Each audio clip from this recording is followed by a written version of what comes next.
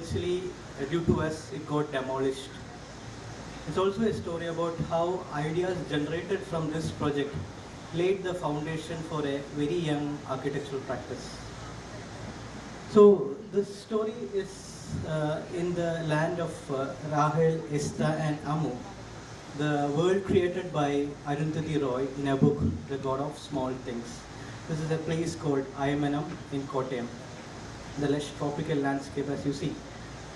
And on the rivers of Meenachal River, there is these stretch of beautiful buildings. There was these stretch of beautiful buildings, and this is the sad story that we can see in the present.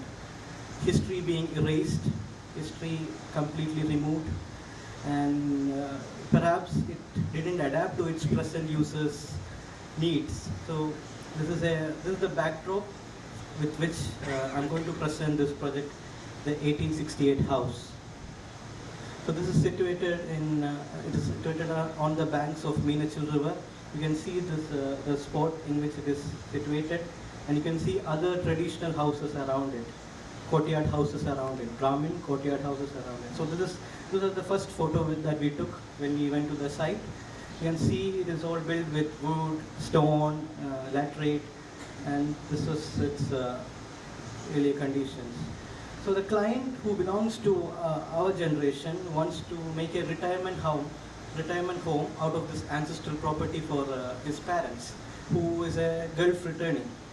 And he also wants to make a 3-bedroom house, very spacious, large enough to accommodate California-sized beds, well-lit, ventilated, air-conditioned, all these modern amenities, modern requirements. And somewhere in the scheme, this traditional courtyard house, this ancestral house also figured. So we started by evaluating what existed. We started by altering certain walls to accommodate the spatial needs of the modern user. And then at this point of time, we also have this strong decision to keep what old is old and keep what new as new. Old and new separated but together. Old independently existing as old and new independently existing as new. But this should come together. It should have a dialogue between each other. So we engaged another architectural element called wall, which can combine both the old and the new together, and the wall can divide the interior world from the exterior world. So these are certain graphical illustrations to convey our thought, where this tropical paradise outside is framed by the wall from the inside. So this wall is now helping us to combine what is old and what is new. And on the floor plan, we are working on geometries. So this is a square. There is a resolution change here, but this is a square which is harmoniously accommodating the old house inside. And then this square, the root to rectangles, the golden rectangles, all these powerful geometries come together on the floor plan and on the section. So you can see how these geometries are playing together to arrive at a composition where you get the red patch of rectangle as the new block, and then the old house is independently situated at the center. So the same thing is happening on the section where the new house, the top level of the new house is exactly the top level of the old house. So it's having a dimensional coexistence, dimensional relationship. It is dimensionally related. So this is the final plan that we arrive at. So you can see how the wall as an element is combining together the old and the new, and the floor plan starting to appear. So that you can see this central old house for the old couple with a bedroom and a bathroom attached, and then this common area is freely flowing. And on the right side, you can see this new block. The client and his sister would live here yearly once or twice. So this is the final composition where this old and new is coming together. You can see this skyline, the roof line matching with the old and the new. So you can see the contemporary interpretations of the slope roof within the new block. And you can also see this tower block which is holding the water tank at the top and which facilitates a wind tunnel inside. So it's also controlled from the inside. So this axonometric sums up this entire narrative that I'm saying. So this is the tropical setting around, and the wall is dividing it. Wall is a threshold which forms an internal world, and this old house is having independent existence from the new house, and it is all related by geometry. And then the project started at site. and due to certain incidents, we couldn't complete the project. But the idea was taken forward, and it was illustrated in other cases as Unbuilt. The power is continued, and then we we kind of summarized these points into a new practice. So the wall, the tower, the content, the layers, the geometry, all these come together in all the other projects post the 1868 house. And then the illustrations, we embrace the post-digital wave. So all these illustrations are based on that. So it's like the drawings are rational, but the images have feelings. So we go by that, and collages combine different ideas, and it's a naive way of combining ideas, and it also brings in a beauty in itself.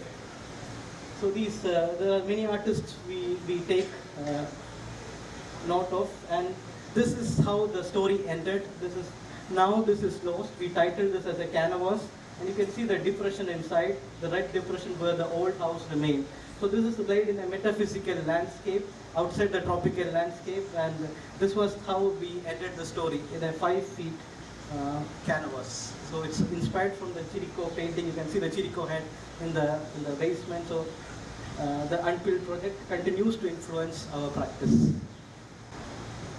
It's a very subtle and multi-layered approach. What I'd like to know is how does that affect your practice now? We did in numerous number of renovation projects. This was the first project that we did. So while doing renovation project, we kind of have a very clear idea of what is old should remain as old, and the new should stand out, very legibly stand out. So we arrive at a composition harmony, and that is one point. So this wall, the proportions, the geometry, the tower, all these repeats in many of our projects that came after this one. The other question I have is that, are there many of you, some who are interested in literature, some who are interested in painting, and Yes. who all contribute to this? Yes. I'd like to know a little bit about your practice. It's a collective of, now, it's a collective of 3 architects basically. One is very much talented in graphics. He can completely think architecture in a very solid graphical way. And one is having a sense to literature. And so the other is having this modernist approach. So he combines this geometry, the proportions. So this 3 has contributions to one project. I belong to the proportion category.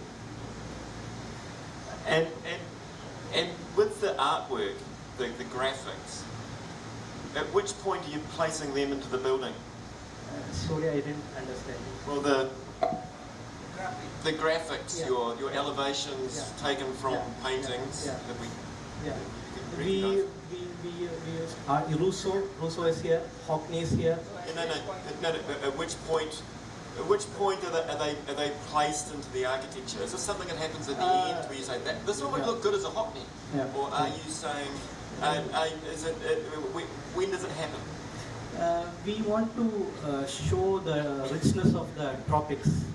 So we started with the Ravi Verma paintings, and then we went to His question is, when in the design process does it come in? It doesn't happen in the design process. It's post-design process. So you're designing the house or the alteration, Yeah. and then you're representing it with the art. Yeah. So It comes after the design process. Certainly it comes after the design process. what would happen if you did it earlier? We really love to do it. We are trying to do it. It didn't happen as of yet. But we know that somewhere it should. Yeah, you should try. Yeah.